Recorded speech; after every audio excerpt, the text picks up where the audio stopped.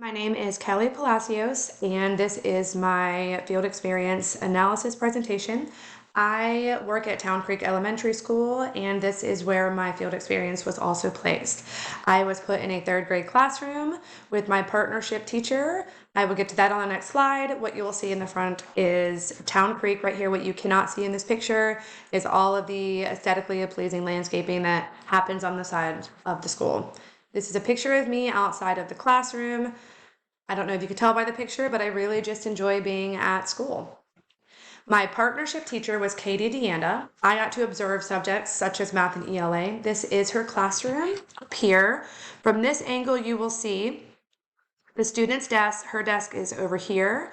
And then back here is the rainbow table adjacent to where her desk is, where the student's desks are perfectly nestled, excuse me, in between the two main teaching areas. Demographics in this room, excuse me again, she has 18 students. 10 of those are boys and 8 of those are girls. There are 2 African American students, 1 boy, 1 girl, that makes up 11.11%. There's 1 Spanish student, so that makes up 5.56%. The rest are white students, and that makes up the larger majority of the group at 83.33%. There are 3 students with a learning disability, so that makes up 16.67% of her entire class. To the left, you will see for a classroom management system, we have Daxton's behavior chart. All 3 of her students that do have the learning disabilities also have a behavior chart intact. This is a reward point system. You'll see there are notes on this behavior chart if an X takes place where a check mark should go. Midway through the day, his goal, for example, is to earn at least 16 out of 20 points. He made 17, and that allows him the reward. He can choose between carrying the ball basket or 2 dojo points. He's always going to choose the ball basket because he likes that responsibility at recess in that job. So that's halfway through the day, and then they finish the rest of the day. Again, his goal was 16 out of 20, and he made 19. That's a really good day for him. He chose 10 minutes of technology versus 2 dojo points. This behavior chart goes home to parents so parents can also see how their child is doing during the day. Again, he has to reach a certain percentage of his points to be able to earn a reward. If he were to only hit 15 because the goal is 16, he would not get a reward. And then, as you see at the bottom, the note section will clearly state why he did not earn a reward that day. To the right, you'll see the class dojo. This is another point reward system used for the entire classroom, and it's also used for the entire school. They earn these points when they follow directions, when they're a good example, when they're doing what they're supposed to be doing, especially when there's other students who might not be. Staying on task is very important in this classroom and in this school. Town Creek Elementary School has a saying that I will be thoughtful, I will be cooperative, I will be engaged, I will be safe, and it stands for TCES. Those are the rules used throughout the school. This is only a positive behavior reinforcement. Any behaviors that are not positive will not go into the system used here. Classroom rules and a positive reinforcement of how I can say to myself, these are both important. The classroom rules, obviously, that keeps the classroom climate positive, and it helps students understand where they should be at, what's appropriate, and what they should be doing during the day. Ms. Deanda also has morning meetings on Mondays and Fridays where they go over the classroom rules. Whether students are on task or not, they also choral read this, and I really think it helps to keep the students on track and keep them a mindset of, I say this, I know I should be doing this. So she has a what can I say to myself, and I'll just read a couple. For example, where students can be very hard on themselves, especially when you get into 3rd grade. It's a more stressful grade with a lot of the reading that starts to take place heavier here, and we begin testing in this grade. So examples of like, I made a mistake. Instead, say mistakes help me learn better because mistakes are proof that you are trying. So this is just a positive reinforcement chart that helps the students say something more kind about themselves instead of harping on what's negative all the time. What you'll see here for the specially designed instruction is this is Daxton. Daxton is a very unique student. I have worked with him for the past couple years. So I was honestly glad to see him in this classroom, but I've never observed him in this type of setting. I've only worked with him in second grade. But I did see this kind of setting take place. He has to test privately with his sound reduction headphones on. And what you cannot see in this picture is he has peppermints in front of him. All of these things help to keep him focused and help to keep him on track and free of distraction. Without this, he is not going to test properly. He's not going to work properly. So if there's something that is going to be for a grade or a test, he will be pulled to the back so he can be in his little secluded, safe space. And that will help him do better on the assignment that is at hand. This is Lucas. Lucas has a rubber band. It's a sensory band on the bottom of his chair. 95% of the time, this will help Lucas come back down from anything that might have pulled his attention in the wrong direction.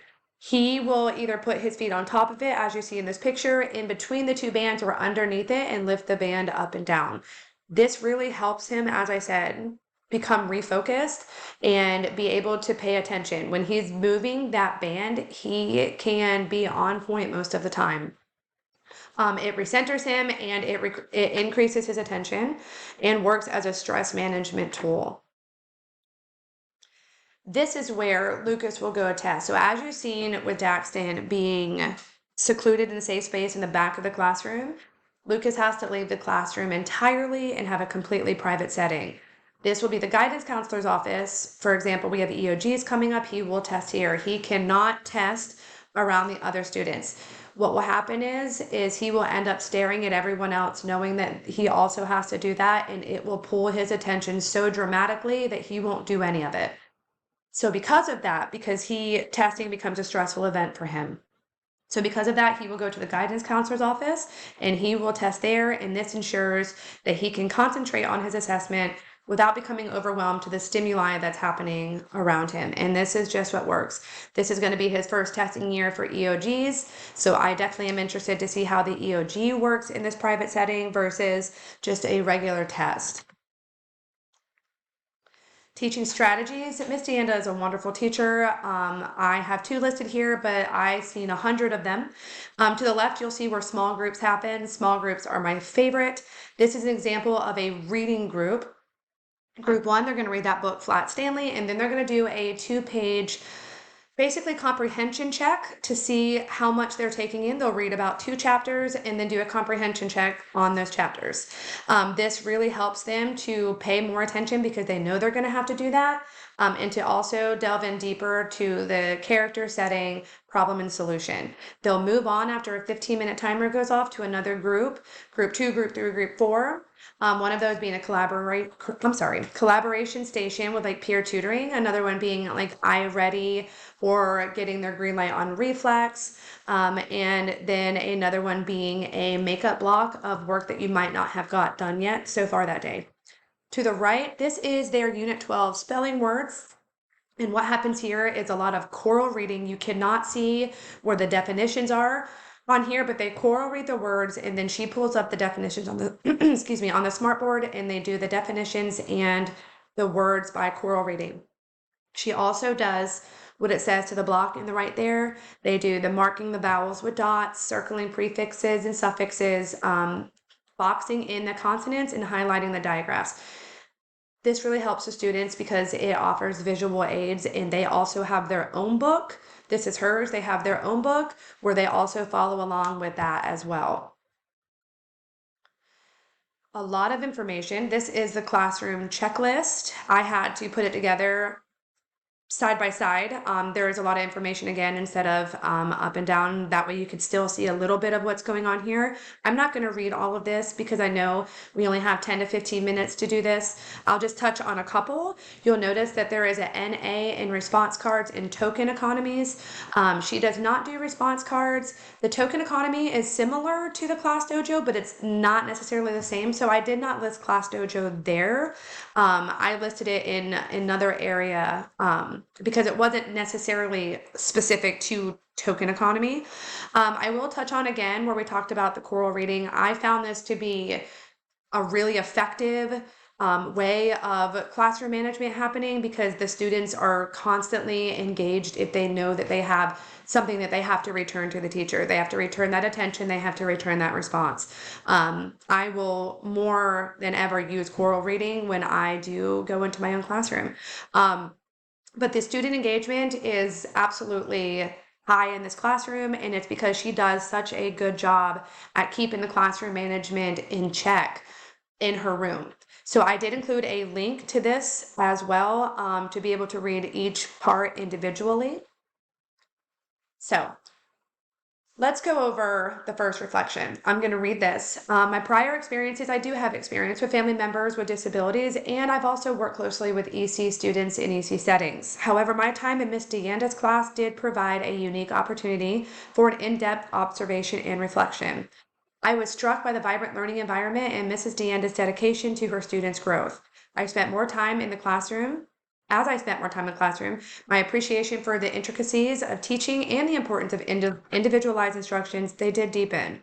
Witnessing Miss DeAnda's effective strategies and positive rapport she built with her students reshaped my perspective on classroom dynamics and the potential impact of inclusive education. Overall, this experience underscored the significance of hands-on learning and direct observation in understanding educational practices.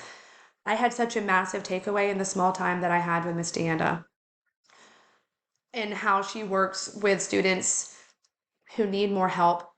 And she is so caring and so inclusive, and she is that no student will be left behind. And I have developed such an appreciation for how to work with students who do need more help. They need more attention. They need accommodations.